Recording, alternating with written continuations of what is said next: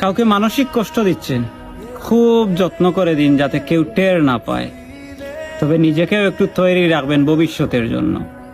যে কষ্টগুলো কাউকে দিচ্ছেন, দুনিয়াতে তার পুরোটা না হলেও মিনিমাম 1/3 বুক করে যেতে হবে আপনাকেও। গোলাকার এই পৃথিবীতে আপনার দেওয়া কষ্টগুলো ঘুরে ফিরে কিন্তু আপনার কাছেই আসবে একদিন না একদিন। আপনি নিজেই আত্ম অনুশোচনায় ভুগতে ভুগতে এক সময় শেষ করে দিবেন নিজেকে। হয়তো যেটা আপনার সো কল্ড ইগোর জন্য ওই মানুষটার কাছে ক্ষমাও চাইতে পারবেন না। সবার মনে রাখা উচিত, মানুষের দীর্ঘশ্বাস খুব খারাপ। সামনে এগুতে গেলে শেকলের মতো পা জড়িয়ে টেনে ধরে। ভালো থাকুক চারপাশের মানুষগুলো, ভালোবাসার, ঘৃণার, কাছের, দূরের সবাই ভালো থাকুক।